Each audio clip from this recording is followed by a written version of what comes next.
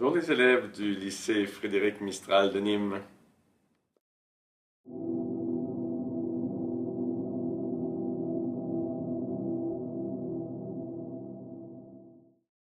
Un père manquant, c'est quelqu'un qui peut manquer à sa tâche de père, qui peut être très présent.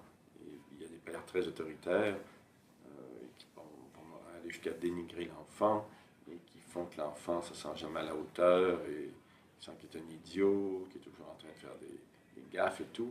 Ben, c'est sûr que ce père-là, effectivement, il est plus que autoritaire, il est trop dénigrant, il est une présence qui va jouer dans la psyché de l'enfant, mais dans le sens de l'enfoncer dans une mauvaise estime de lui-même. Et donc, il ne va pas l'aider dans sa confiance en lui. Bon, vous avez aussi des pères très militaires et tout ça, et l'enfant devra se ranger. C'est sûr que ça dépend du degré d'autorité, ça peut être problématique aussi, parce que aussi ce qui arrive par la suite, c'est que l'enfant continue à se faire ce que le père lui faisait. Donc, l'enfant va être très jugeant et avoir beaucoup de... très sévère envers lui-même et peut-être même envers les autres. Alors là, l'empreinte de ce père autoritaire va être marquante.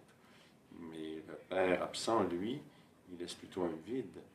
Et là, ce qui va se produire, c'est que l'enfant se sent plutôt abandonné, pas valable, même qu'il ne devrait pas exister, puisque son papa n'est pas là. Donc ça laisse une blessure d'identité profonde et une insécurité chez l'enfant par rapport au fait de comment être un homme, de comment acquérir au fond sa masculinité. Et ça va souvent l'amener à épouser les stéréotypes de la culture ou les stéréotypes de son groupe pour prouver qu'il est un homme vrai, parce qu'il y a beaucoup d'insécurité à l'intérieur.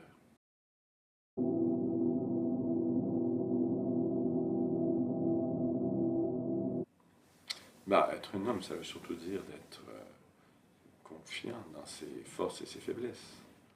Bon, ça veut dire correspondre à certains codes de la masculinité, mais ces codes-là, ils sont tous modulés, ils sont tous différents pour chacun. Chacun va les exprimer différemment. C'est intéressant qu'il y ait plusieurs types de modèles, mais c'est intéressant d'avoir des modèles qui ne sont pas trop écrasants au fond. C'est à ça que ça sert le père. C'est-à-dire que les modèles ne soient pas trop écrasants, parce qu'un père, c'est jamais parfait. Donc, c'est très important que ce ne soit pas parfait, parce que ça veut dire qu'il me donne droit à ma propre imperfection, à mes forces et à mes faiblesses.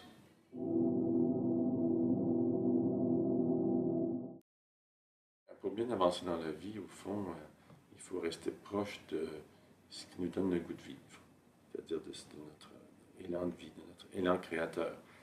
C'est très important d'aller vers ce qui nous attire, au fond, hein, de ce qui nous stimule. Cette créativité-là, ben, je vais lui demander aussi de répondre ou de se mettre au service de certaines valeurs.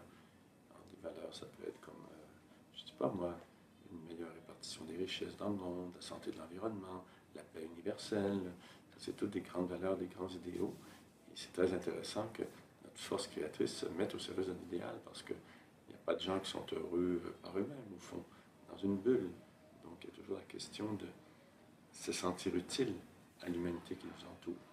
Parce qu'une partie du bonheur, c'est qu'on se sent utile et on utilise notre créativité pour l'offrir aux autres d'une certaine façon. Au revoir les élèves de Mistral, à la prochaine!